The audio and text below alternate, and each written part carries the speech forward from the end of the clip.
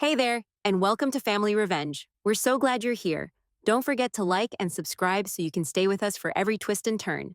Let's jump right in. But not for him. Do it your way. Your name, not his, I hadn't. But after that night, I couldn't stop thinking about it.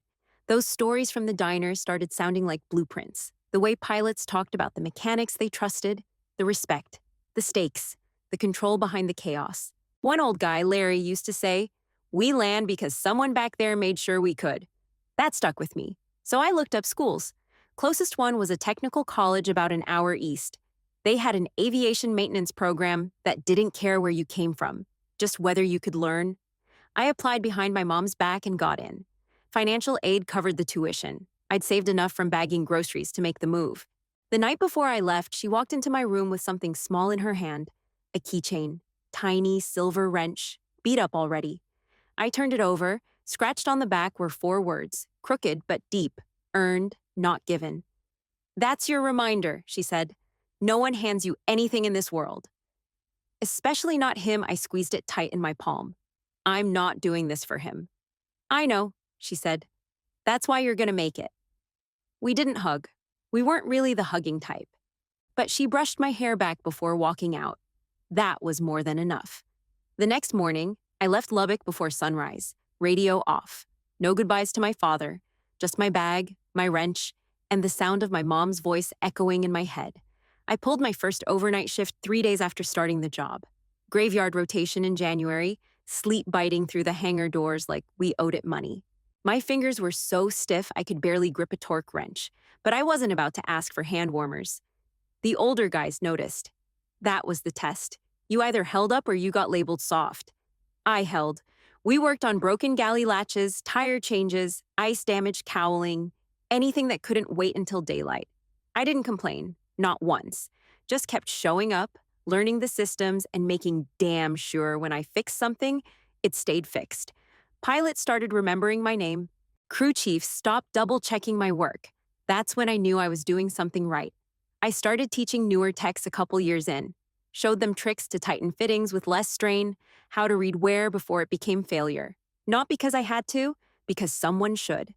Then one morning, while I was still half asleep from a double, the company email dinged with an all-staff announcement. "Please welcome our new director of maintenance, Mr. Tom Whitaker." I just stared at the screen. I hadn't heard his name out loud in over a year. I didn't even know he was back in the state. No message, no warning. Just a JPEG headshot and a list of titles like they were trophies. I didn't respond, just flagged the email and moved on. Later that week, they dropped a new glossy newsletter in the break room. Front page, Family Spotlight. There he was, all proud, standing beside a polished private jet with his new wife and some smug-looking kid in a polo shirt. Ryan Whitaker. The article called him a rising star with leadership potential. I took that copy home, slapped it on the kitchen table. My mom glanced at it, coughed twice, then said, "Some men love resumes more than people." She pushed it aside and went back to her soup. She was getting sicker then, lungs mostly. Long shifts at the diner had taken their toll. She didn't leave the house much, just sat in the same recliner watching old crime shows, her feet wrapped in a blanket even in summer. The first time I saw him in person again was at a company BBQ. Big event, free burgers, tents, families everywhere. I was standing near the cooler when I heard that voice behind me. Well, I'll be damned. "Look at you." I turned around. Tom had a paper plate in one hand and his other arm around a tall blonde woman in white capris and wedge sandals. Her hair didn't move in the wind. "This is Elaine," he said. "My wife." Elaine smiled like a beauty queen on autopilot. "You're Nora, right? You've got that serious look. You ever think about doing something less mechanical? PR might suit you. Or something in customer relations." Before I could answer, a teenage boy jogged up with 2 sodas. "Ryan," my dad said, gripping his shoulder, "meet Nora." "She works maintenance." Ryan nodded like I was the janitor. "Cool." Tom puffed his chest. "He's starting business school next fall. Future leadership right here." I looked at the kid's hands. No calluses, clean nails. Not even a scratch. I shook his hand anyway. "Let me know when you're ready to learn what keeps a plane in the air." He blinked. Elaine gave a tight laugh. Tom didn't say anything. just shifted his weight and looked past me like I was a side note in his own story. I grabbed a water and walked away without looking back. That night, I sat in my car outside my mom's place, lights off. I didn't cry. I didn't scream. I just sat there, gripping the wheel with both hands, thinking about the job I had to do the next day. Because if he was gonna be in the spotlight, I sure as hell was gonna make sure my work didn't need one. After that BBQ, I stopped checking the schedule for assigned shifts.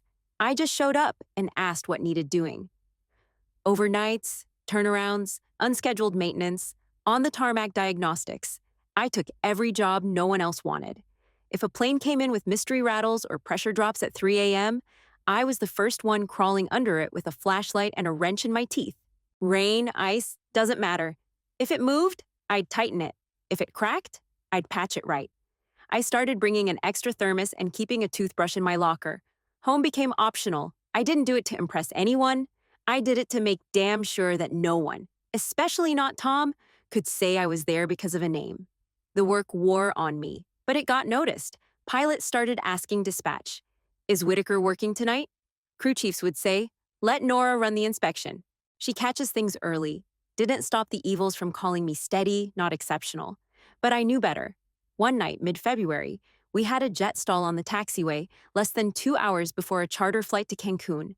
Thunder overhead, wind cutting sideways like razors. The crew was freaking out. Wedding party on board. High-profile guests. Timing locked to a connecting flight out of Houston. The turbine diagnostics were all over the place. Everyone was gearing up to cancel. "Don't," I told Ramon, already halfway under the nacelle with the portable rig. "Give me 20 minutes.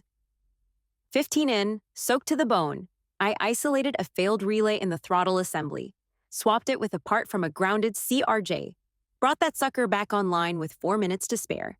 Ramon stood back, arms crossed, face unreadable. But when the jet rolled out and the captain gave a thumbs up, he just said, "Hell of a pull, kid." I wiped my hands on my coveralls and nodded. That's all I needed.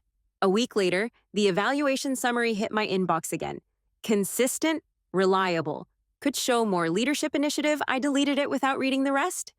That same week, another newsletter came out. Big smiling photo of Ryan holding a clipboard in front of a plane he'd probably never touched. "Next-gen talent," it said, "building the future." He'd barely cleared year 1 of training. I tossed it in the trash without folding it. Then came the message. I was on a midday engine inspection when the Red Cross call came through. My supervisor caught me in the hangar, face pale. "Nora, they've been trying to reach you. It's your mom." By the time I got to my phone, it was too late. She'd passed early that morning. They didn't reach me until hours after. I left the hangar, sat in my car, and gripped the wheel the same way I had that night after the BBQ. This time, I didn't even have tears, just cold silence in my chest. My father didn't call. Not a text, not a message passed through HR. Nothing. That night, I went back to the hangar. Ramon found me in the break room, still in my coveralls, staring at a cup of cold coffee I'd poured hours earlier. "She raised a good one," he said quietly. I didn't look up. "She did it alone." He nodded once, sat beside me. "Some of us are torque, not trophies. And torque holds the damn plane up." We sat there until shift change.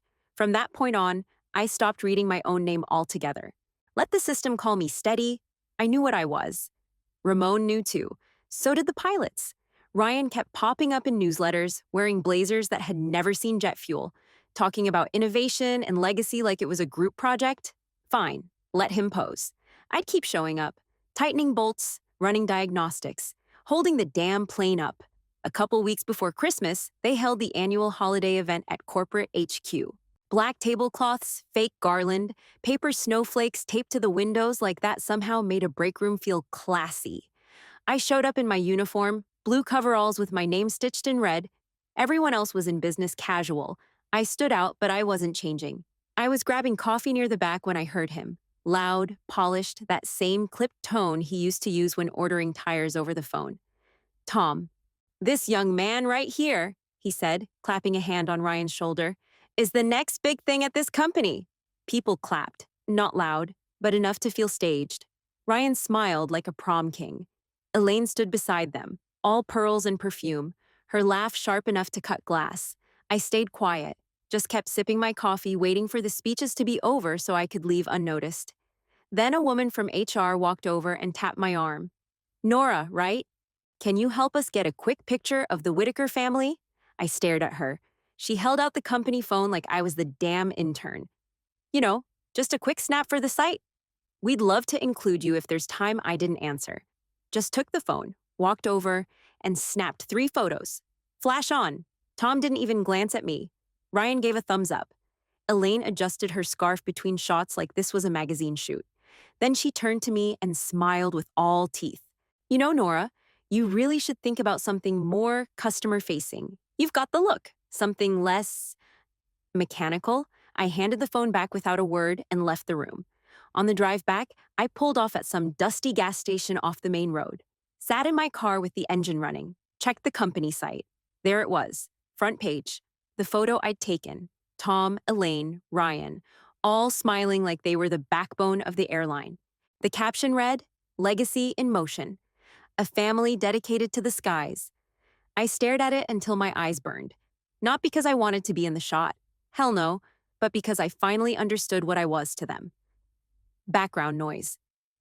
The next week, corporate announced a new leadership rotation program. Prestigious, selective, a fast track for emerging executives. People buzzed about it in the hangars, whispering about who'd make the cut. Ramon mentioned Ryan's name once. I just nodded. When the shortlist dropped in an internal bulletin, Ryan's name was top of the stack. That same day, I got my quarterly evaluation. Printed in bold at the top, dependable. Technically sound. Lacks upward initiative, I didn't even roll my eyes. Just hole-punched it, filed it in my binder, and moved on. Back on the floor, I rechecked a tire pressure reading on an inbound ERJ. My fingers were still cold, my knees stiff from crouching too long. But the numbers matched, and that wheel was solid. I stood up and reached for my next log sheet. No spotlight, no fanfare. Just one more thing done right. 2 days later, I spotted the new promotion board by the break room. Printed in color, taped clean across the glass. Leadership track, Ryan Whitaker. Special assignments. Admin, Nora Whitaker. I stared at it just long enough for the corners to blur. Then I walked past like I hadn't seen a thing. Punched in for shift, grabbed the log sheet, and started inspections. No one said anything until midday. I was double-checking a tire valve stem when I heard his voice behind me. "Congrats," Tom said. I didn't turn around. He stepped closer like this was some casual drop-in. "Special assignments?" "That's solid. Steady work keeps the gears moving." Not everyone needs to be exceptional. I stood up, wiped my hands on a rag, and met his eyes. "You done?" He gave that half smirk that used to pass for charm and walked off like he'd just handed me a gold watch. I didn't respond. Didn't break. But something in my gut pulled tight, like a screw torqued one turn too far. After shift, I didn't go home. I drove out to the mechanics bar near the service road. Low ceilings, bad lighting, old guys drinking their history by the bottle. I sat at the far end, ordered a bourbon, and didn't take off my name patch. Earl, a retired A&P who still showed up at hangar BBQs, slid onto the stool next to me. Big hands, busted knuckles, the kind of guy who could fix an engine blindfolded back in his day. He didn't ask what was wrong, just nodded toward my glass. "Hard shift?" I gave a dry laugh. "Hard decade," he raised his beer. "The handshake comes late, but it still counts I didn't toast. Just let his words sit there. We didn't say much else. Just watched the TV play static-filled replays of some football game we both pretended to care about. Next morning, I was back on base. Same time as always. My bench was clean, tools laid out, checklist ready. Then I saw it. A manila envelope sitting dead center on my desk. My name scrawled across the front. No stamp, no label. Just one line written in pen across the top. "Paper wins wars." It was Ramon's handwriting. I didn't open it. Didn't even touch it. Just slid it under my logbook and went back to work like it wasn't even there. That week, I fixed 3 avionics snags, ran diagnostics on 2 ground delays, and prepped an out-of-service bird for engine swap. My hands were raw. My back ached. But the birds flew on time. Ryan, meanwhile, walked through hangars with a damn clipboard and shiny loafers, acting like he owned the floor. Every time I saw him, I just tightened something harder. By Friday, I'd memorized every word on that promotion board. I'd stopped looking at it, but I still knew every damn name. Mine sat under a line that meant, "We don't know what to do with her yet." Fine. They didn't have to know. Because I knew what I was, and I still showed up. By the following Monday, something felt different in the hangars. Guys who used to just nod started saying my name out loud. One of the pilots from a Chicago run fist bumped me before pre-flight. A crew chief asked if I had time to double-check his team's fuel line inspection, not because he couldn't do it, but because he trusted I'd spot something faster. Then the rumors started. Heard from a fueler who heard it from an ops assistant. Someone upstairs had pulled an old emergency report I wrote back in year 3. One of those situation normal nights turned full-blown tarmac disaster. Freezing fog, mechanical delays, crews timing out, domino effect across 6 cities. I'd stayed past shift, sorted it with duct tape, paperwork, and a Hail Mary part swap nobody expected to work. It worked. Saved 2 aircraft, a whole holiday fleet, and $500,000 in fines. I'd filed the report. No one mentioned it again, until now. I sat at my desk and finally pulled out the envelope Ramon had left behind. Inside was a file, tabbed, highlighted, stapled clean. My name was all over it. So was his handwriting. Pages of documentation, testimonials from pilots and supervisors, time-stamped checklists. Proof I'd done more than steady work. Proof I'd kept the airline from bleeding out during a peak travel window. Tucked in the back was a memo. Real corporate letterhead. Signed by the regional VP. It read, "Promotion approved. Chief Line Supervisor. Award for Exceptional Crisis Response.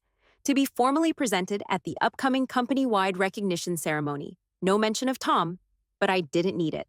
I sat there a minute, closed the folder, put everything back inside, didn't tell a soul. I showed up to work like nothing changed. Same shift, same coveralls, same oil stains on my boots. Ramon didn't ask, just tossed me a socket wrench when I needed it. Later that afternoon, he caught me in the break room, sipping the world's worst vending machine coffee. "You opened it." "Yeah." "You gonna frame it?" "No." He cracked his knuckles and gave one of those half smiles that never touched his eyes. "They're finally seeing the receipts." I nodded once. Ryan walked past the doorway just then, carrying a brand new company laptop like it weighed more than an engine. He didn't look in, just kept walking like his shoes were allergic to grit. I took another sip of coffee. Let them look. Because this time, they were gonna have to say it out loud, on the record, in front of everyone, and policy was policy. Only a senior officer could present the award at the recognition ceremony, which meant it had to be him. The recognition event was held in Hangar 3. Big open space cleared out and dressed up with folding chairs, stage lights, and a temporary podium. Looked more like a high school graduation than anything official. But I got there early anyway. I wore my full uniform. Fresh patch sewn the night before. Hair tied back, boots clean. Sat mid-row, just off-center next to Ramon, who sipped on lukewarm coffee like this was any other Tuesday. Ryan and Elaine were up near the front. He wore a navy blue suit that looked like it had never seen a wrinkle. Elaine's heels clicked like clockwork as she moved through the rows, offering fake hugs and press-ready smiles. Every time she laughed, it sounded like glass breaking. The event program was folded neatly on every seat. Ryan's name was printed 3 times, twice for developmental excellence, once under emerging leaders. Mine wasn't listed at all. Ramon handed me his copy and muttered, "Program's got a typo." I didn't respond, just folded it in half and slid it under my chair. The MC stepped up to the mic right on time. Some corporate guy with too much hair gel and not enough spine. "Thanks for joining us today," he said, grinning at the crowd like we were all here for cake. "It's been a record year in maintenance and operations, and we're proud to recognize the individuals who've gone above and beyond to keep this airline flying strong." Camera lights blinked. HR staff circled with their phones, already recording. "And now, to present our next series of awards," the MC said, "please welcome Director of Maintenance, Mr. Tom Whitaker." I didn't move, didn't blink. Tom stepped up to the podium like he'd done it 100 times before. Straight back, neutral expression, folder tucked under one arm. The corporate salute. He handled Ryan's certificate first, all by the book. Applause hit right on cue. They snapped pictures of them shaking hands. Elaine dabbed the corner of her eye with a tissue she probably brought for the photo op. Then he opened the second folder. The moment it happened, I saw his face crack. Small, barely a twitch, but I saw it. His eyes darted across the page once, twice, then stopped cold. He leaned into the mic and, not even thinking, let it slip. "You can't be serious." Clear as day, into the mic, no mistaking it. A ripple of murmurs moved across the room. Some heads turned toward him, others turned toward me. He cleared his throat like maybe he could rewind time. But the silence got heavy, fast. The MC walked up, whispering something sharp behind him, then gently took the folder out of Tom's hands. With zero hesitation, he turned to the mic and read it himself. For exceptional performance during operational crisis recovery and ongoing leadership under pressure. Chief Line Supervisor, Nora Whitaker. The room went silent. No applause, no camera clicks. Just confusion and breath holding. Ramon leaned over and said, calm and low, "Chin up." I stood, walked the center aisle steady, boots hitting the floor one solid step at a time. No smile, no nod.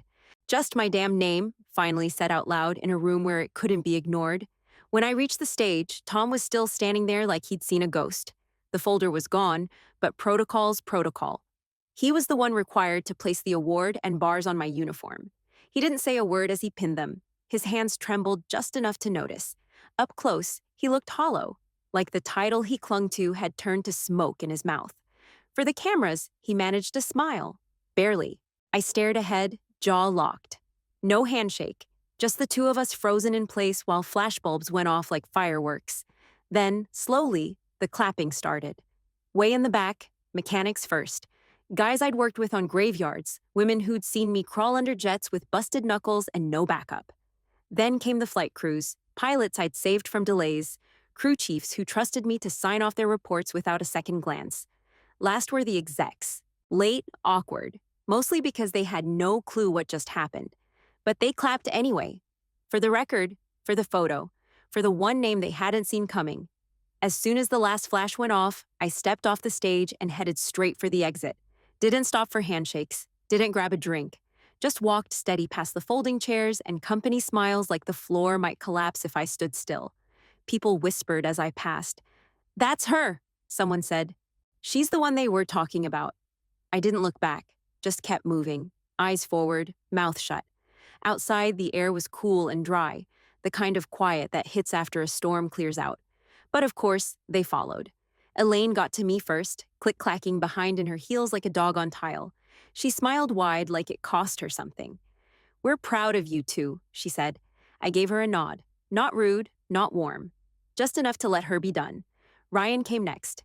No clipboard this time, just hands shoved in his pockets, and that same stiff walk like he was waiting for a speech to start. "I didn't know," he said, voice low. I believed him. That kid didn't have enough real hours in to lie convincingly. "It's not a contest," I told him. "Just earn it honest." He nodded, looking like he wanted to say more, but I didn't give him the space. I turned and walked straight to my truck. Later that night, I ended up at the mechanics bar again. Same stool, same whiskey, same busted jukebox in the corner playing a song nobody picked. Earl was already there, hunched over a glass and wearing that same oil-stained ball cap he'd probably had since '89. He saw me walk in and didn't even wait for me to sit down. Raised his glass and said, "Took long enough." I tapped mine against his, but it stuck. Ramon showed up an hour later, holding something in his hand. Photo paper, not a folder this time. "Someone in ops snapped this earlier," he said, sliding it across the bar. It was me under the hangar lights. No stage, no mic. Just me leaning over a diagnostics panel, grease on my jaw, surrounded by crew. A few were smiling, some were working, none of it posed. It was real. I stared at it for a while, then folded it careful and tucked it into my coat pocket. When I got home, I pulled out the old cardboard box I kept under my bed, stacked full of newsletters, evals, printouts of Ryan's face plastered across every future leader headline they ever made. I laid the photo on top, no frame, just truth.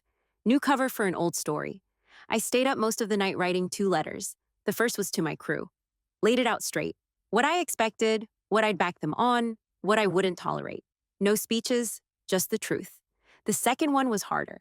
It was for the family of a junior mechanic I'd mentored before he transferred down to Dallas. Kid had heart. Broke tools before he broke focus. His mom had once written me a thank you note after his first certificate. I wrote her back now, telling her he was the kind of guy this industry needed more of. By dawn, I had both letters sealed and stamped. I pulled on my jacket and walked them to the mailbox on the corner. Dropped them in. No hesitation. As I turned to head toward the hangar, I caught the sound soft, sharp, of the flag above the hangar flapping once in the wind. At my new office, nothing looked different. Same walls, same dull lights, same scuffed floor from the wheels of tool carts and tired boots. But people moved different now. Some nodded when they passed. Some didn't say a word but made space. Both were fine by me. I set my coffee down, booted up the work system, and started skimming maintenance logs when I saw him in the doorway. Tom, same stance, hands in his pockets. Not leaning in, not walking off. Just there. He gave a single nod and said, "Good work yesterday, Chief?" I met his eyes. "Thank you, sir." He stood there one more second, then turned and left. No handshake, but no insult either. I looked over at Ramon, who was already flipping through a clipboard near the tool wall. I cracked my neck, clicked open the schedule tab. "Let's get May sorted," I said. That night, I drove by the hangar after hours. Didn't go in, just parked nearby and let the silence sit for a minute. The runway lights blinked out in the distance. Same pattern they always had. No spotlight. Just alignment. I rested my hand on the badge clipped to my chest. It wasn't revenge, it was record. And it stuck.